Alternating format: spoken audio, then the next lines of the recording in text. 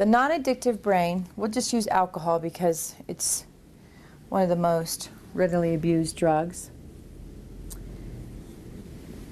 So this is the non-addictive brain, somebody born without the A1 allele. The non-addictive brain tries a glass of wine, and it goes up to the brain and it breaks down to a substance called acetylcatecholamine, which is a non-addictive substance all day long.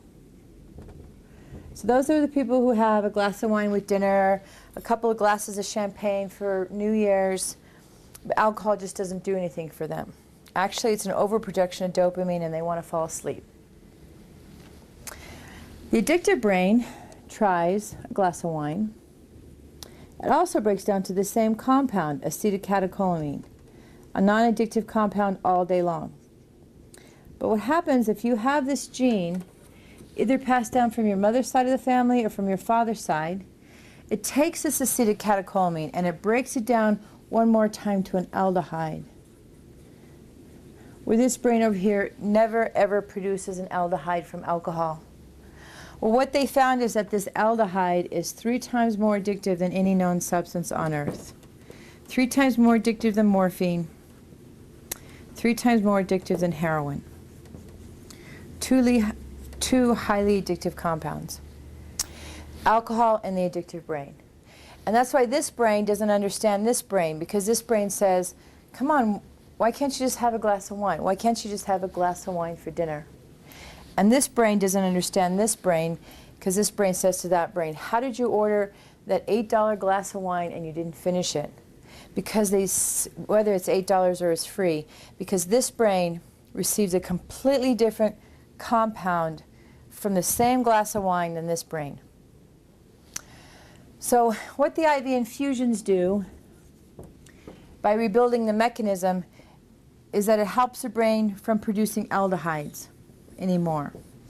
So if you take this piece out of the equation, then this brain is like this brain.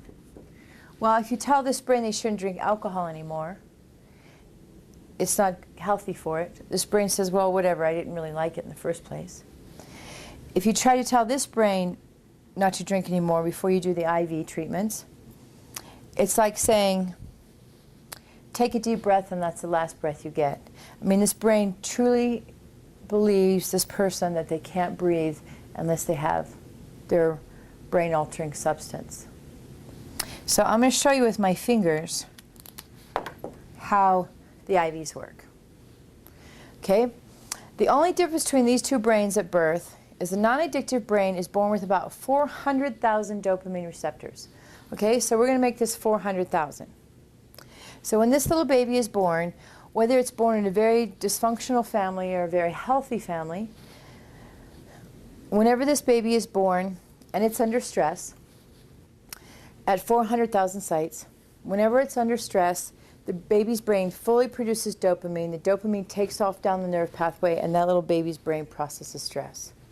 The only difference between these two brains at birth, with the A1 allele, all that means is that this little baby is born with about a 70% load of dopamine at birth than this brain.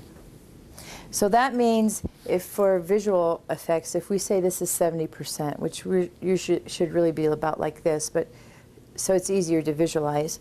If we say this is 70% of dopamine receptors, this brain at birth. So whether it's born again in a functional family or dysfunctional family, anytime it's under stress, it fully fires its dopamine at 70% load.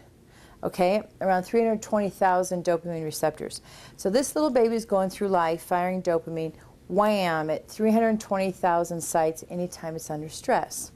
Okay, so it goes through life firing at 3 years old, 5 years old, 10 years old, and then maybe at 14 years old, somebody hands that little child a beer, and they put a sip of beer in their mouth, okay? And all of a sudden, wham, this little baby's brain gets a full firing of dopamine.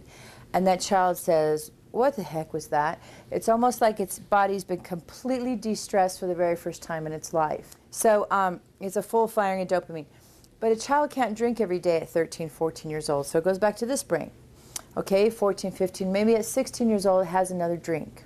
Alcohol, or maybe tries a cigarette, has a drink, and wham, it fires dopamine again. And that child's little brain says, oh my God, I remember that feeling. I remember exactly how I felt. I'm de-stressed. Life seems to be not so difficult, and they get very focused. And the brain says, whatever that substance is, you need that to feel normal. You need that to feel grounded. You need that to not be so stressed. So it goes back to this brain. So then the brain says, give me another drink. Okay? Whether that's Kool-Aid or alcohol or whatever it is, it's the substance of, the brain-altering substance of alcohol versus Kool-Aid. It's alcohol that will fire that mechanism.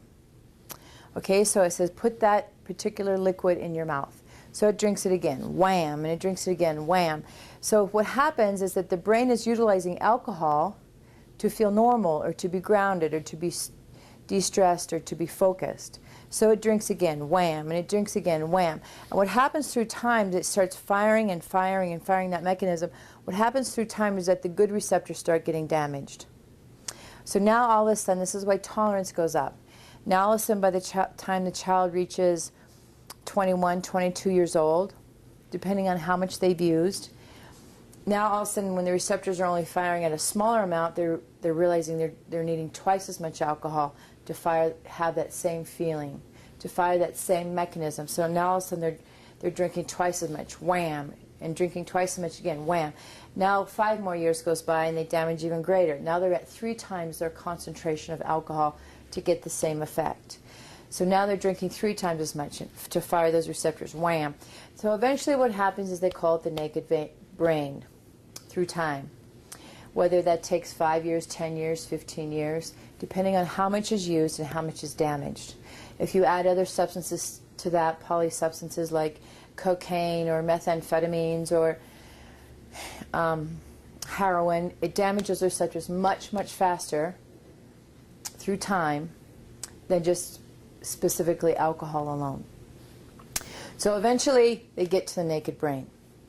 So what the IVs are, because they are the exact gamma globulin of these damaged neurotransmitter filaments, there were these 4 men that actually won a Nobel Prize on the mechanism, have proven that 10 IV infusions, because they are the same proteins, not only completely rebuild the damaged sites, which is really phenomenal, and you're firing like this, but they've shown that in 10 IV infusions, you not only rebuild the damaged sites, but you stabilize new sites.